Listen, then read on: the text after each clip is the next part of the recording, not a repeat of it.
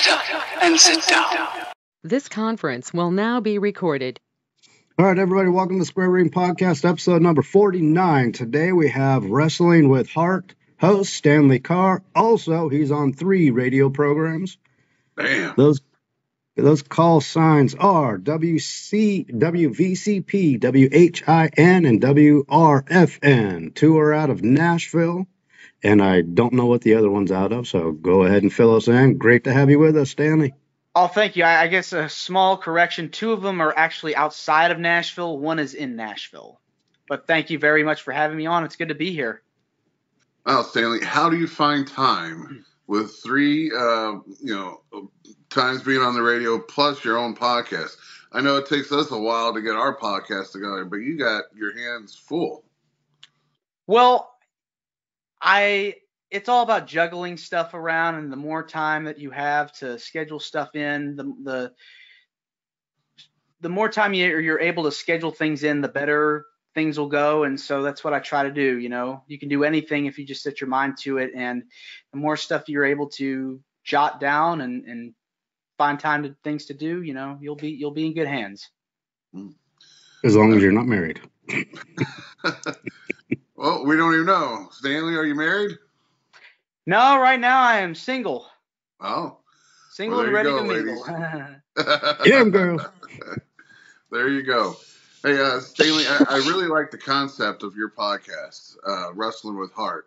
Now, when I first initially heard rumors of your podcast, I thought, initially I was thinking, oh, well, it's got to be related to the Hart Foundation or Bret Hart or something like that, until I, actually subscribed and started listening. So the concept is you're interviewing wrestlers that give back to the community, whether it be a foundation or, helping out the homeless or something like that. And I think that is extremely cool. It's like a little twist to the podcast world.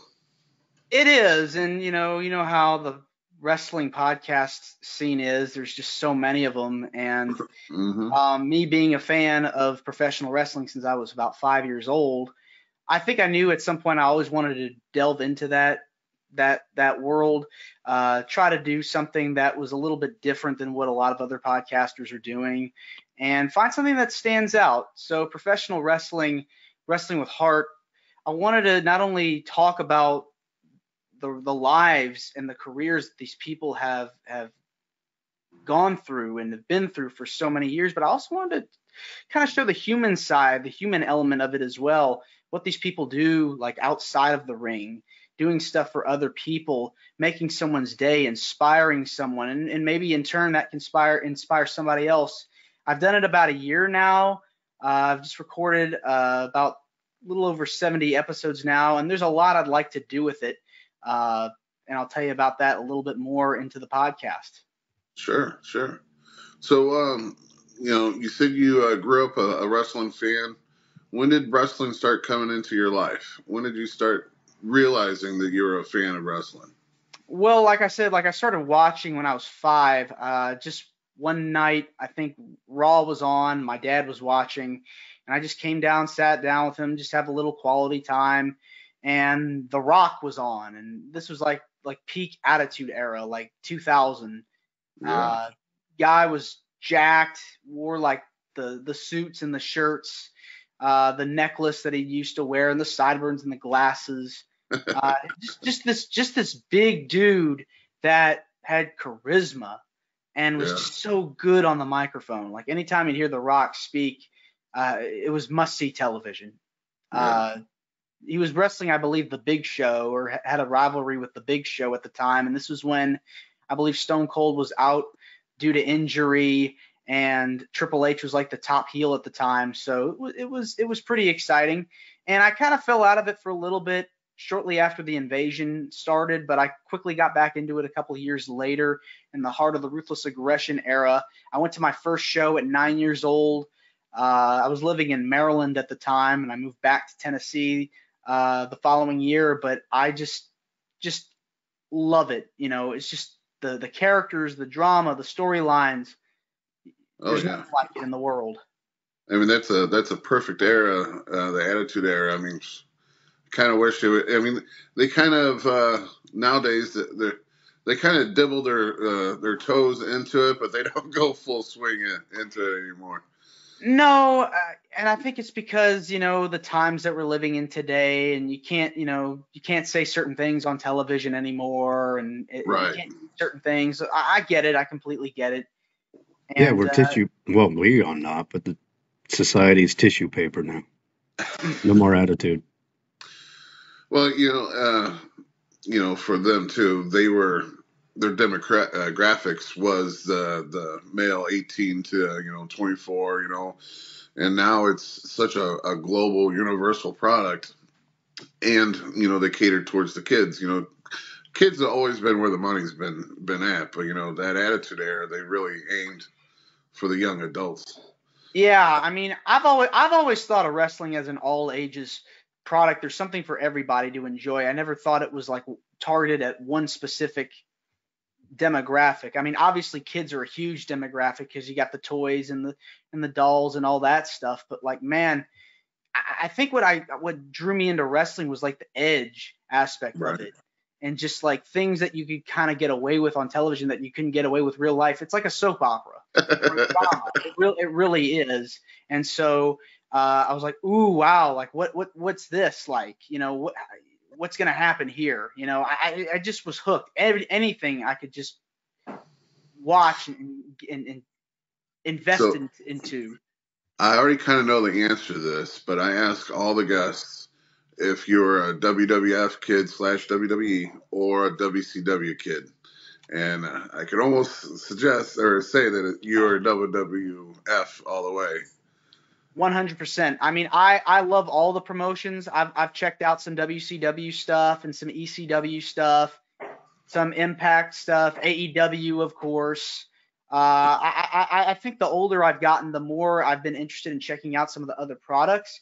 And now with like the internet and social media, everything's accessible now. Like you don't have to, there's more content out there now as far as wrestling goes compared to like 20 years ago where you had like maybe one show, maybe two shows by two different companies. Now you've got anything on television.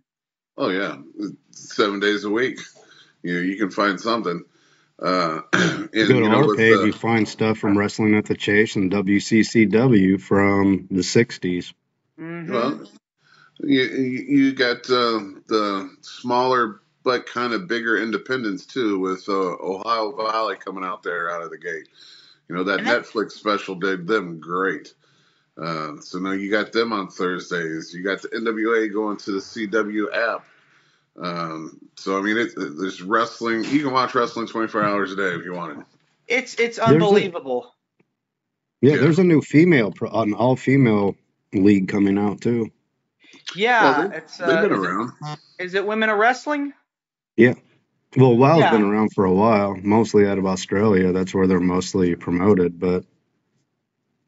Yeah, so I mean, just like at our Fan Fest, we got a lot of the Glow Girls, and that was, that was, I hate to say it, that was kind of like a made-up type of situation that kind of turned pro. A lot of the ladies, used that as a stepping stool to get their name out there to other promotions.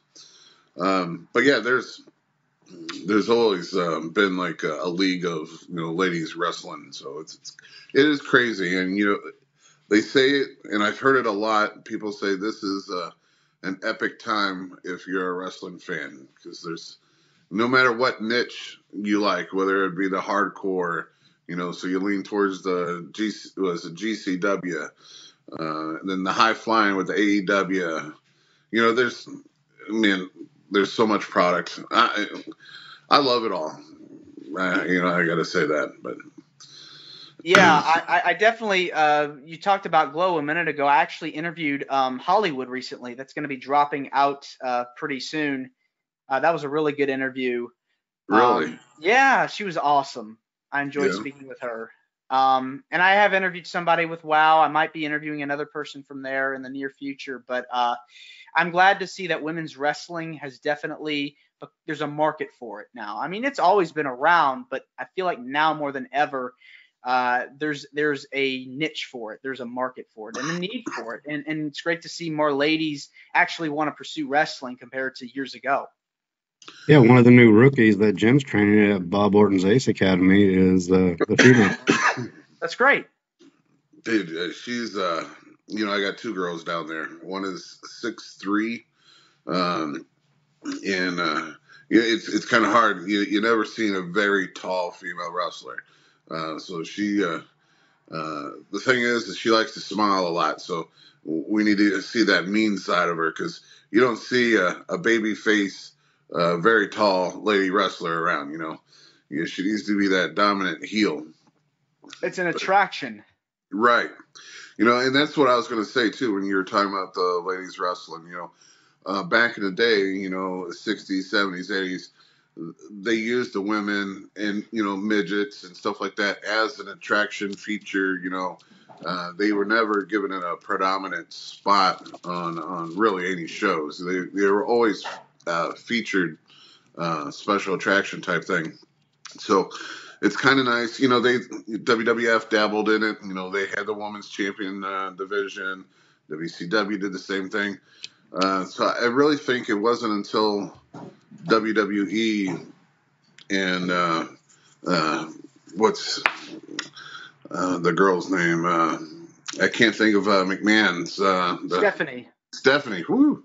Man, I had this problem yesterday. We did this podcast, and like all the great details was like out of my head.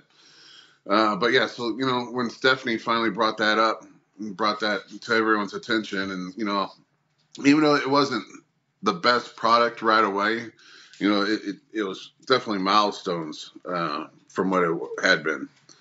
But yeah, so who's your favorite wrestlers to watch nowadays? Well, I like Seth Rollins. I think he's very talented, really good on the microphone. I like his character work. Roman's good too. I enjoy Roman Reigns. I think some of the best work he's done in the last few years is this tribal chief character. Definitely. Let's see. I'm glad Orton's back. Randy Orton's one of my favorites to watch of all time. Probably the only guy now that's like sort of spanned my childhood up to adulthood that's still going that's there in WWE today. That's like nonstop. I mean, you got Rey Mysterio that's there too. But I know he's kind of gone back and forth the last couple of years. He's kind of injury prone. Yeah, he's been injured some. Drew's good. I like Drew McIntyre. As far as like women of today, I like Becky Lynch, Charlotte Flair, Bianca. They've got some good women down in NXT too that I enjoy. I like Tiffany Stratton. She's really developed into this wonderful character. Yeah, I've been hearing good things about her. So, and then over in AEW, I like MJF. Yeah, now,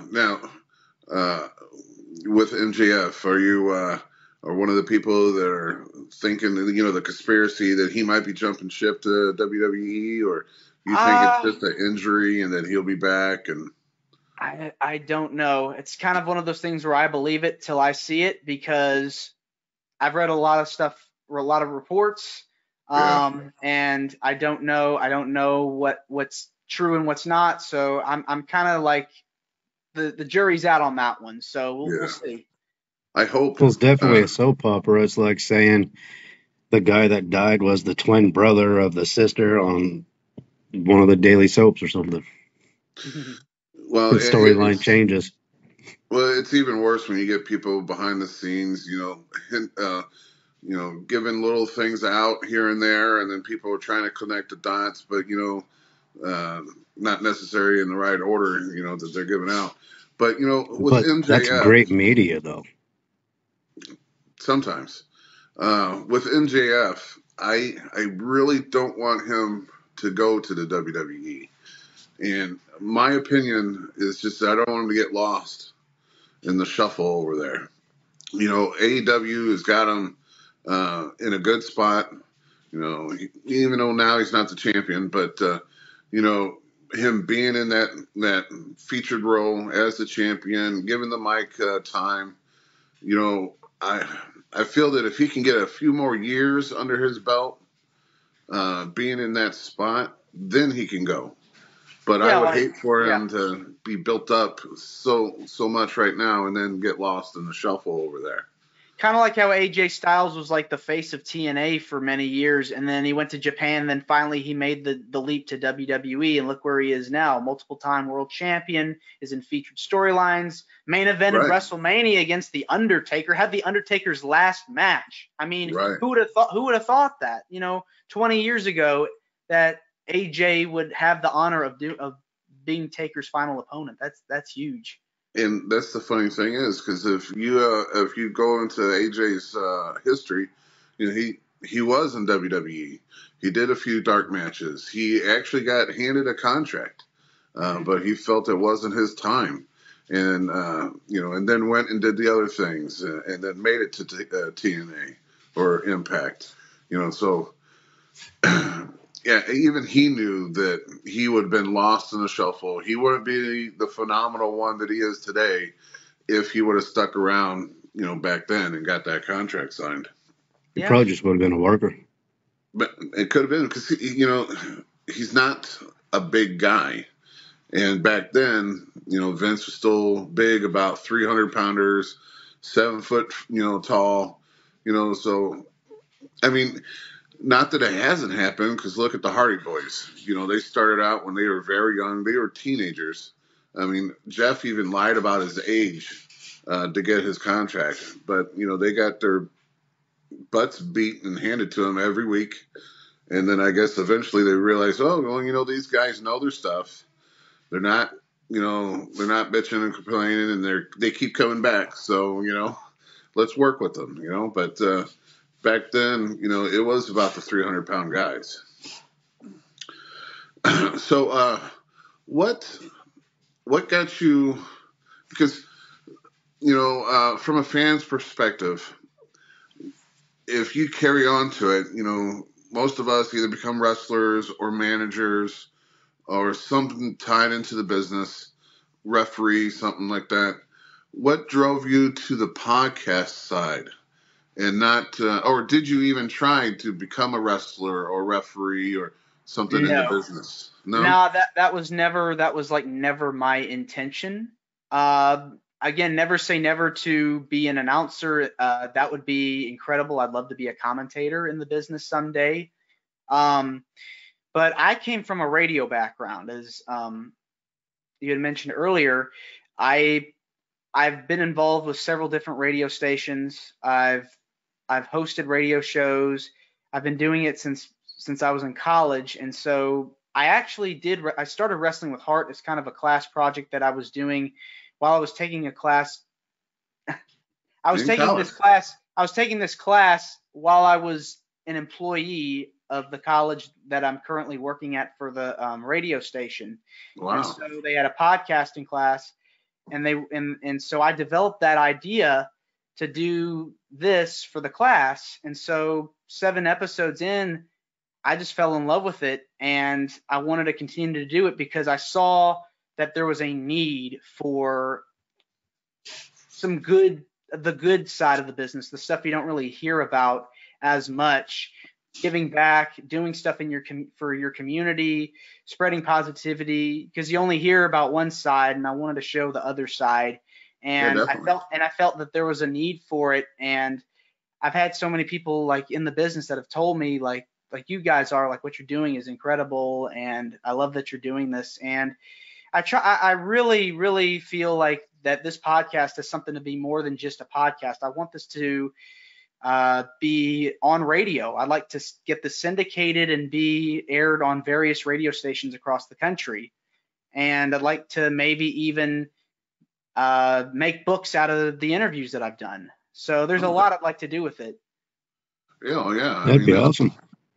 We just interviewed a guy who, does the reports for here locally in St. Louis. And, he's writing his second book now.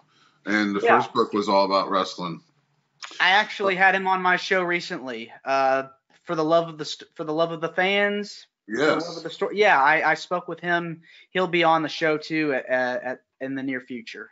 Oh yeah, because we were talking about him about, well, is this it? Are you one and done? Are you going to keep this going? Because we started brainstorming a bunch of ideas for him for his next book. And then like a week later, he announced on Facebook, I'm back to writing, so evidently something stuck. But that's cool. I can actually see this even going further. I can see you,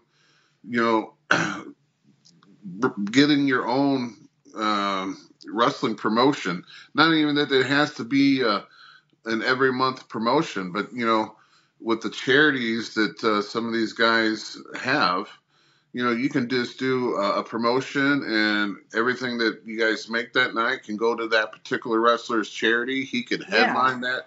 Headline that Wrestling show. with Heart Foundation. Yeah, There's a lot of things.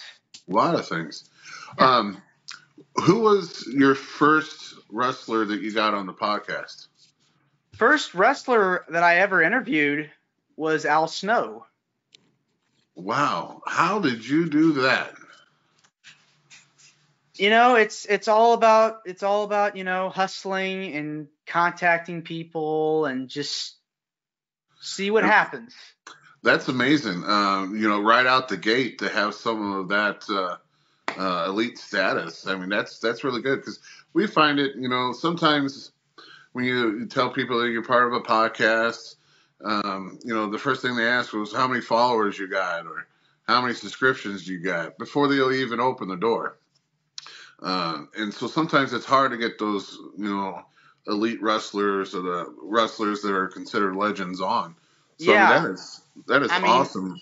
Thank you. Yeah. I mean, I intend on having a true mix of individuals, whether they are legends, Hall of Famers, current stars, local wrestlers. I'd like for this to be the podcast that opens the door up to anybody and everybody that wants to be on, not just from one company, from all the companies. And like I said, I think there's a lot of avenues that this can go. As a radio guy, I'd love for this to be on commercial radio or non-commercial radio. I think there's a market that you can tap into with this project, this product. I totally agree, because all you hear is about the dark side of the ring, all the dark, unfortunate stuff that has happened along the business. And there's been a lot, and a lot of it's now slowly coming out. So it's nice to have something to highlight the wrestlers and what they're doing outside of the ring. Yeah. So got to give you all the props on the road on that.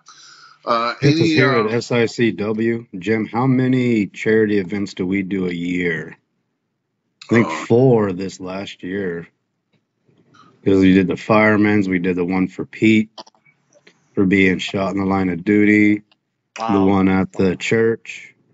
Yeah, I mean, that's one thing Herb is really good with is, any kind of foundation like the Little Devils, which is the Little Devils, Little Boys Club for wrestling. He is very good at putting those shows together, and they make money. So he's definitely passionate about the community, and I've gotten a chance to speak with him as well. He's been on the podcast. Just a nice guy. Knows his history about St. Louis wrestling, and that he does. I enjoyed the documentary about St. Louis wrestling at the Chase. I got to watch it. Chock full of history, and being from Tennessee, being from Nashville, and knowing about the Nashville and Memphis territories, I always wanted to know more about the other territories. So it really opened my eyes to the old school wrestling. Have you gone out to the CAC yet, or is that an idea of yours? Yes, at some point I definitely would love to go to one of those functions, because I hear that they're a lot of fun. You get to meet the wrestlers, you get to know about their life story, and it's a great networking opportunity. And yeah, that's what I was going to say. If you haven't, that's a great way to network and get your name out there, and to pick up some clients along the way. And it's not that you get to meet the wrestlers, it's that you get to socialize with them, hang out with them, because it's a very, even though everyone preaches about the CAC, there's a very select, not even select few. There's so few of fans that actually make the trip out there that you almost become one with the wrestlers and the group of wrestlers, You know, I've only been out there a couple times now, but you know, you stay up with them until 2, 3 o'clock in the morning, playing pool, you know, drinking, walking down the street with them, the strip.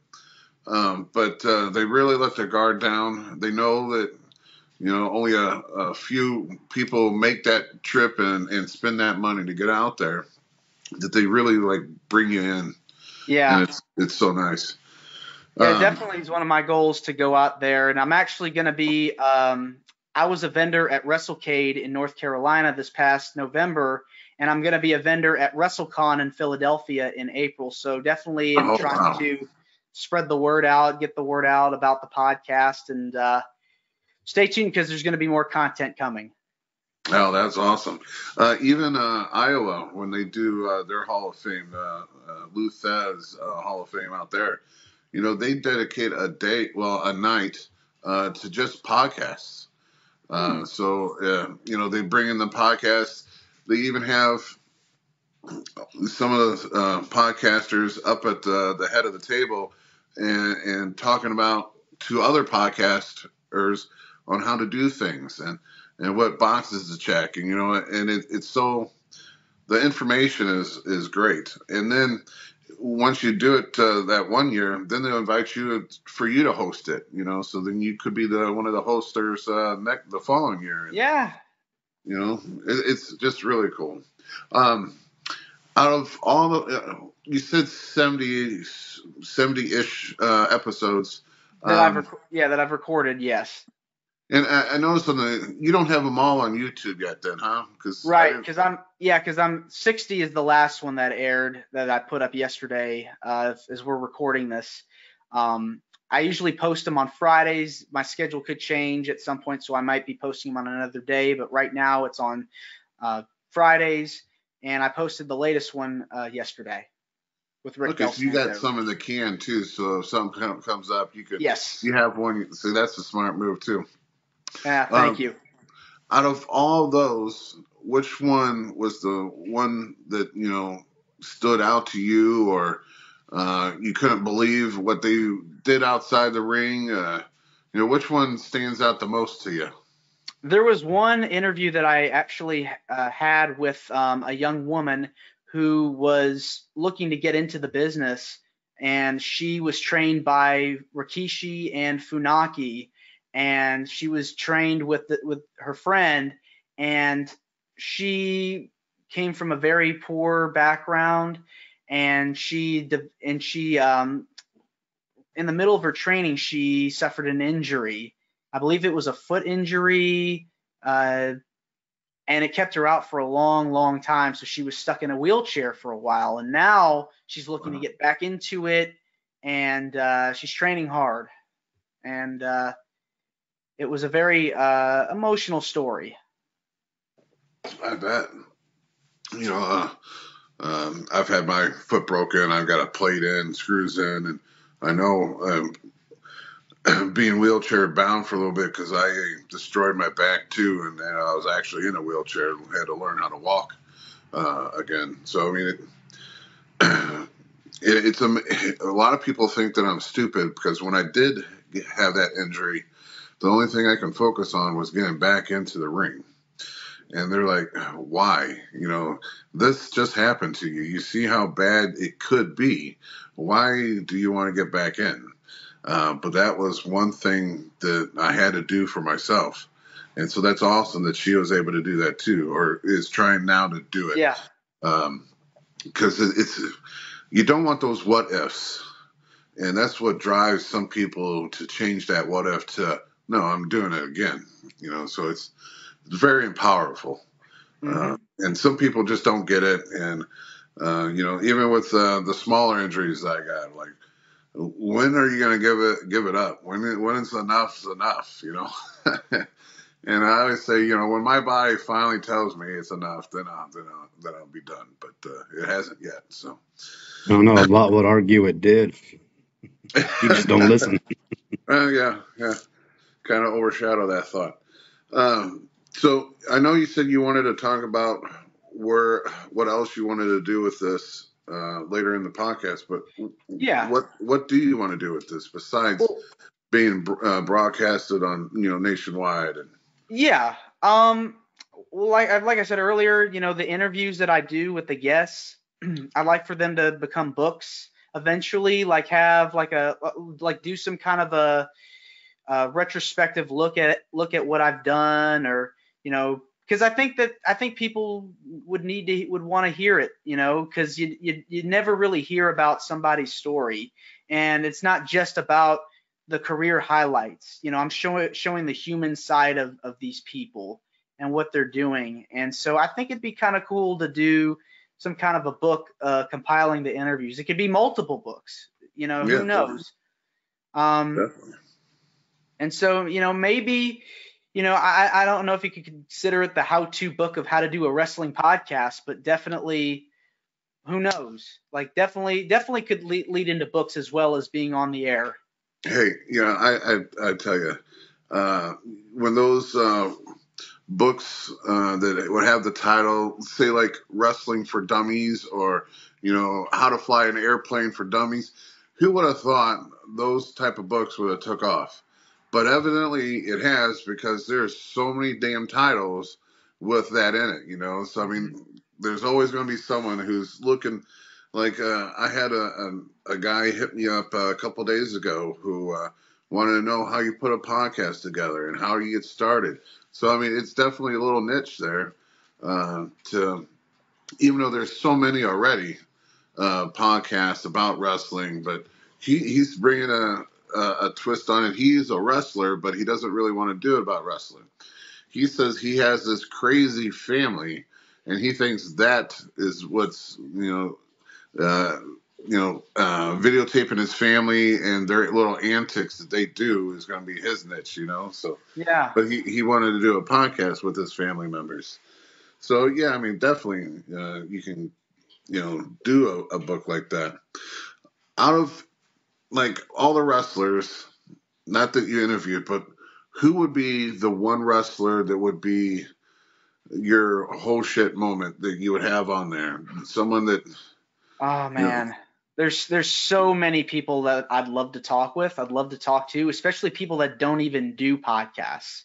I'd like to kind of break the mold with that one. I mean, Mick Foley would be a good get. Kurt Angle would be a good get. As far as the women, Tori Wilson, I'd love to interview her. Stacy Keibler, who just got into the Hall of Fame, that would be a great get. I'd love to have on Teddy Long, would be a great get. I'd love to interview him. Rikishi would be a good one. Just so many people. I really think that when you have a podcast devoted to not only the career, but actually has a message behind it, I think that should be an incentive to get some eyes open, because you'll watch the podcasts and they're wonderful. I enjoy listening to all the wrestling podcasts out there, but I think to make mine stand out and make mine a little bit different, it should have a different twist on it, a different element to get some more eyeballs on, and maybe open the door to getting some names on there. Yeah, definitely. You've seen the Undertaker is actually starting to get out there and get on podcasts, and those people are probably thinking, "Oh my God, I'm the first one to get there," because that was the guy who never did any of that. Never got on a podcast, never really did autograph signings outside of WWE. So it's I'm glad that he's actually finally getting to do it though too. But crazy. Taker would be definitely a huge name for Wrestling with Heart, because he's done a lot of charity work. Yeah. JBL's done a ton of charity work too. Yep, Bradshaw as well. I think he did. What did he do? Raise money for mountain climbing or something like that, helping kids out in underprivileged schools. Yeah. So last year at the CACs, it was Texas, because every year they do one or two territories, and last year was Texas and Canada. And I do remember him talking about that because he actually had a love of that, mountain climbing, and then he felt like there should have been more support for other people, and how can he? And he's done really well in the stock market, so he's got the money, Yep. So, so that's awesome. I think Undertaker would be great. Even someone like a Hulk Hogan. I don't know what charities he would have done, but just the statue of him, status of him being on a podcast would just elevate yours as well so much. Oh yeah, definitely. So I don't know, Nate, if you got it tuned up or not, but we kind of play a game, and it's a game that's not really that many people has got good with, but we like to take like old gimmicks of wrestlers that change their gimmick up and like before and now type of thing. So sure. Will you want to play with us? I'd be happy to. Awesome. I don't know if I'll know every single one, but I'll do my best. Well, I was all right, Stanley. It's time to name that gimmick. All right. All right. Ooh. I know this one. Yeah. So this tag team has been played by many of people because it's it was in the 70s, a little bit in the 80s, but a tag team who recently both just switched to a different company played this tag team last. Mm-hmm. Do you know who the tag team is, and then who the wrestlers are that we're talking about? Yes, Edge and Christian, Los Conquistadores. Oh, there you go. Not bad, 1 for 1. Let's throw a Canadian one out there. All right. So again, this gimmick was played one other time a long time ago, back when a lot of people were coming down from Canada to be in the WWE. This guy is current. He just wrestled Monday night. He hails from California now. Do you know who this is? Yes. The Miz, the Calgary Kid. Oh, my God. 2 for 2. 2 for 2. Now, I did throw a hard one in here. We haven't got to it yet, so we'll see. All right.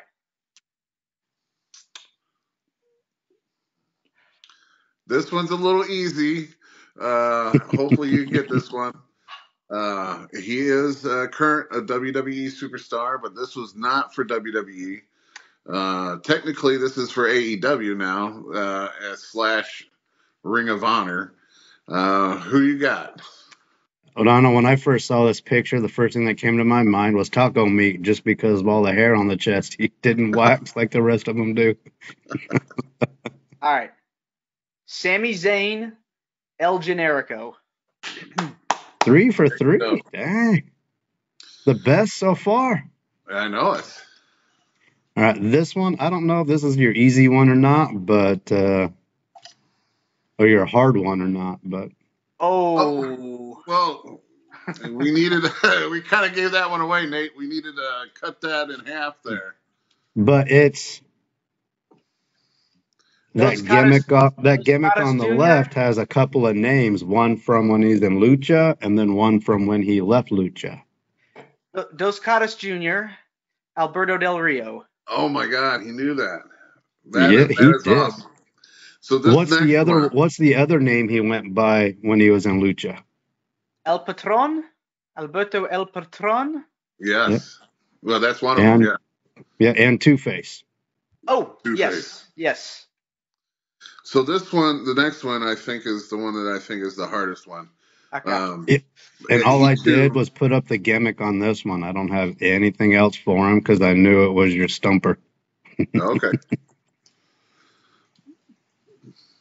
Oh. Okay. I may have an idea of who's playing him, but I may not know the name of the. I'm going to give you a hint just so you know if you're on the right line. Okay. He is currently married to Charlotte Flair. Oh, Andrade. Andrade. That was too easy of a hint. So, okay. Is this La Sombra? Yep. Oh, my God. 5 for 5. I can't. You are the champion, man. No one has got all of them. Wow. Now I our true and false part, because I have a good. in there. Yeah, because I have a good true or false. Well, it's not good. I know everybody's going to know it right away. True or false? The Undertaker and Kane are siblings.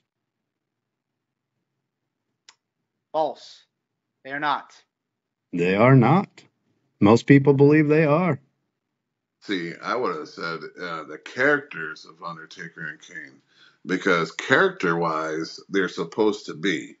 In all reality, they are not. Yeah. You got anything else for the true or false? No, the true and false. The true and false is your section. I just thought it would be fun to name that one out there because it's a huge misnomer that people believe they're actual siblings. What's Kane's current job? He's mayor of Knoxville, Knox County, Tennessee. Yeah, you cannot not know that one being where you're at, Stanley. No, I've been through Knoxville. It's a good place. Yeah, so I actually spent a good portion of my life down in Tennessee. Humboldt, Tennessee is actually kind of where my whole family is from. Cool. So it was definitely a Jerry Lawler town, you know? Yep, it is. Because back in the day, my grandmother actually babysitted both of Jerry's kids and babysat I think it was Jeff Jarrett. Oh, wow. It's kind of crazy. It kind of went full circle. You know, I didn't even know that until my grandmother had told me. But yeah, so Kane actually started wrestling here in the Illinois/Missouri area before he went down south. He wrestled for a place that I wrestled for quite frequently, which is Rampage Championship Wrestling. They actually claimed the title of having his first match, which is kind of cool, you know, being wrestling from the same one of the same organizations. But man, I can't believe you went 5 for 5. Hands down, you're the champ. So now we're gonna have you back on later on and come up with some harder ones. I'm gonna have to dig up some. I'm notorious for getting the impossible ones. I'm gonna have to get harder. Well, go deeper. Nathan told me I had to stay in a certain year type of Undertaker / Kane type era. So those are the ones I went with. I think you're that good. Well, I need to kind of mix around the eras a little bit. See if I can't stump you. Okay. I'm up for the challenge. Sweet. So besides what you're doing now, how is like the radio work doing? Is this is this the gig that you want? I mean, eventually, I'm assuming you want to just roll full time with the wrestling of Hart.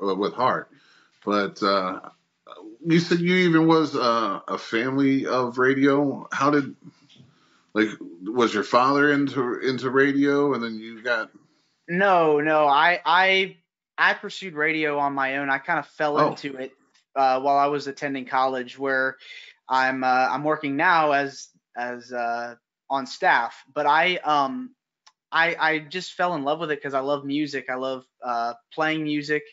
I play piano, and I actually host a show called The Piano Men, which is airing on community radio. I've been doing that for about 7 years now, and I enjoy it. And I think once I discovered that I knew music and I knew a lot about music, I just looked forward to doing weekly radio shows, and I said, I got to get into this business somehow. And so I'm doing it, and I'm enjoying it, and I love it. That's great. So is it all classical, or is it, what kind of music do you like? So I play like anything. I work one of the stations where I work at's pop. The other one is about like classic rock, and then I work for my piano show that I do, which is kind of a special program, one that I created. It was I play all kinds of music, genres of music like classical, jazz, rock, pop, R&B, funk, just a little bit of everything. And I've had on so many guests. I don't know if you know who Jim Brickman is, but he's a pop pianist who's worked with some of the biggest names in the recording industry, like Martina McBride, Kenny Loggins, just so many people. I've interviewed John Tesh for my show. I've had him on. I've interviewed a guy named Michael Omartian who played with Steely Dan and helped break Christopher Cross in. And I had on a guy named David Sanchez, who was one of the early members of Bruce Springsteen's E Street Band. I had him on my show as well. So trying to get some names on there as well. I think what I've discovered for both of my projects, I love talking to people. In addition to playing the tunes, I enjoy having conversations with people, just like I enjoy having this conversation with you guys. That's awesome, man. There's not in my line of work, the wrestling part of it. Growing up, I was always an introvert, always shy. I didn't want to do any public speaking or anything like that. But doing wrestling for as long as I have, you got to do those promos. They'll throw a live mic at you at any given point, and you got to be able to go. So it's changed my,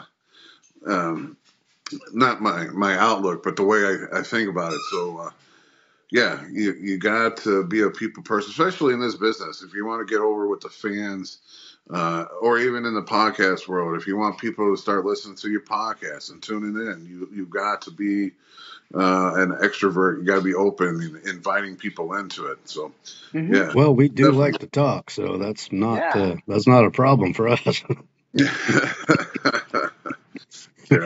Our last Herb episode the first one was 4 hours, the second one was 3.5, and we cut that one short just because Bobby was falling asleep and people all had to get up in the morning. I'll take the credit for that one because I was getting tired.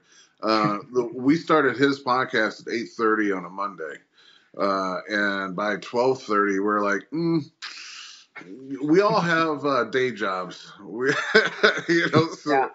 think we're gonna have to cut this one off a little bit here, Herb. But yeah, get him on and us on talking. It's an all day thing. It could be. So we have a huge show coming up in May, and a lot of people's coming around from different territories and different promotions. Different podcasts are going to be there. You ever thought about coming up and joining it?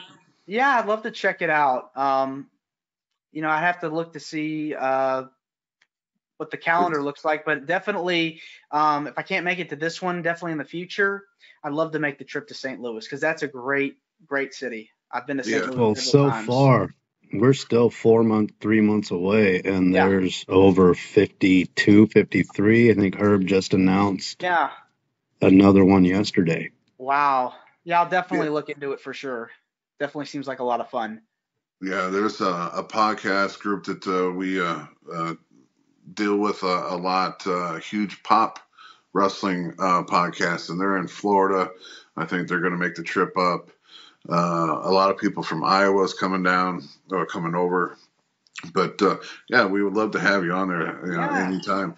Plus, you get to meet all these wrestlers and again, promote yourself and try to get them on. And if you've never talked to Jimmy Hart, he is a blast. He is just funny. Yeah, I got to meet him at WrestleCade. Nice guy.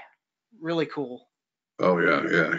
We call him the best friend of SICW because he'll actually take over the show. Every time we have him in, all you got to do is give him a mic, and then he's the host.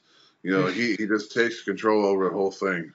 And he does my job too. He gives direction. He always says, "Hey, get this side. It's my better side." If I say you look the same on both sides. Well, besides, I gotta give him credit. Besides him being a legend, One of the shows that we were on, I normally help set up the show the day before. Mm-hmm. And he normally comes into town. Whenever you bring him in, he'll show up the day before because he wants to. He told me before he wants to see the sights. A lot of times back in the day, they were town to town to town, and just because they were in the town, they didn't get to see everything. So now he's to the point where he'll come in a day early, leave a day later. That way he can visit the town, see, the arch or whatever the town has to offer. But even at that, he showed up to the venue because he heard that a lot of us was out there setting up. And he come out there and start setting up the chairs and everything. And we're like, no, sir, you do not have to do this. And he's like, I'm here, baby. And so he helped set everything up too. So, gotta give it to him. Yeah. Awesome guy. Anything else you foresee in your future that you want to tell us about, or any future guests that you're going to have on that we can look out for? Yeah. So I mentioned earlier, the next episode that drops is going to be with Hollywood. I just recently interviewed Victoria on my show. She gave you some props too. I seen that. Yes. Yeah, I enjoyed speaking with her. There's, like I said, like I'm just constantly looking for people to have on the show, and just trying to grow it. We're on all the platforms, Facebook, X, Instagram, Threads. Just type in Wrestling with Heart with Stanley Karr or Wrestling with Heart. On X, it's WWHWSK. On Facebook, Wrestling with Heart with Stanley Karr. On the other ones, Wrestling with Heart. And then we're on YouTube, Wrestling with Heart with Stanley Karr. Get us up to 300 subscribers, and the next goal is to get up to 500 subscribers. There you go. Yes. The more subscribers we get, the bigger guests we can get on the show. This is our year. Let's try to, blow up this thing up. And we're going to be at WrestleCon in Philadelphia, April 6th, 2024 at the Sheraton downtown Philadelphia Hotel. It's going to be wonderful. So many people are going to be there. I'm looking forward to being there and meeting all the fans, and we're going to have a ball. It's going to be a blast. Yep. But definitely check your schedule for May 18th. You need to come. Yes. We would just love to have you. But yeah, man, so that sounds awesome. I'm glad you got to sketch out some time for us, you being so busy. So I appreciate it. It's my pleasure. Anytime that we can help spread the word of another podcaster, it helps us out too. Hopefully your fans are cross promote, and we'll cross promote with you, and get us both to the moon and back. So absolutely, it's all about helping each other out, just like the podcast. So just trying to get us moving upward and onwards. And I just want to say again, thank you guys for having me on. Not a problem. Definitely love to have you back. I would love to make it a little harder for you next time. Yeah, I'd love to come back. I'm definitely going to dig up a one-off that was only shown a couple of times. See if you can get that one. Most of them stutter, and you can sit there and think, and you're like, come on now, we got dead silence. But no, you were popping them off. Yes. So that's awesome, man. Also, I'm glad to have you on. Yeah, me too. Also forgot to mention we're on Apple and Spotify, and wherever you get your podcasts. So check us out there as well. That's awesome. I'll have to. That is great. I have to go sign up to your Spotify because I'm already a subscriber, of course, on your Facebook and on your YouTube. Yeah. So we'll have to get you on that too because I listen to a lot of stuff on Spotify. Mm-hmm. So definitely anything to help you out, I'm in for. So thank you, and guys. Wrestling with the Hearts on Instagram. If you follow us, you can follow him. We follow each other on Instagram, of course, on YouTube as well. I thought we were already following him on YouTube, but it was only your personal page, so I had to click over and throw a follow real quick. I thought we were already there. Well, because I listen to your podcast too, so. And I do it from our podcast page. So there you go. I thought we were already on there. Yeah. Well, anyway, appreciate you for coming on. Yeah, thanks for having me. We had some time to get to know you a little bit, a little bit about your podcast. So thank you. Nate, you want to take us to a conclusion or end? Yeah. Well, I just want to say we love what you do as far as the podcast and getting the positive and the charity work that everybody does, because Jim likes to say all the time, wrestlers do not have retirement plans. There's nothing when you're done that they can fall back on and get the bumps and the bruises and the injuries taken care of later in life. And a big part of it is having the charity like JBL at the Fan Fest. All the money he gets, he donates to help wrestlers that aren't as well off as he is. I know the last one, who did he donate all of his money to? Black Bart donated all the money he made to Black Bart. So, and awesome. He does that. He does that quite often. And there are thousands of wrestlers, big names, independents that do it. Every promotion, if they're any type of promotion, will do a charity event. And I would really like to see a Wrestling with Heart become a foundation. Yeah, let's make it happen. Yeah. I mean, we'll throw in what we can to help you out with that, and hell, we could become a part of that foundation also. Yeah, appreciate it. Definitely giving me some new ideas. Sweet. Well, the foundation makes it easier to get licensing to put on a show, and it'd be nonprofit, so that's a tax break would be both for us and for you. Yeah. So we're definitely going to have to stay in touch, do that. But we'll do it. No, that's about all I have on my end. I'm still trying to go back to think of the next Name That Gimmick. It has to be longer and harder. Normally it's longer because everybody has to think for a while. All right. Well, I'm just going to cut it. So if you guys like what we do here, and just like at his podcast, please like, share, comment, subscribe. Tell your wrestling buddy, because I tell you, I said it before, there's nothing gets around faster than telling a buddy, telling a wrestler, because, man, they just love to tell everything. So like, share, subscribe, and please leave a comment. Make sure that you're letting us know that you're liking what we're doing, good or bad. And the same thing for over on his podcast, too. Please go over there. His interviews are great to find out everything that the wrestlers are doing outside of wrestling. So please go over there, subscribe to his content as well. But for everyone from the Squared Ring podcast, I would like to say thank you for tuning in, and we'll see you next time. Thank you again, Stanley. Thanks for coming, Stanley. You bet. Have a good night. You too.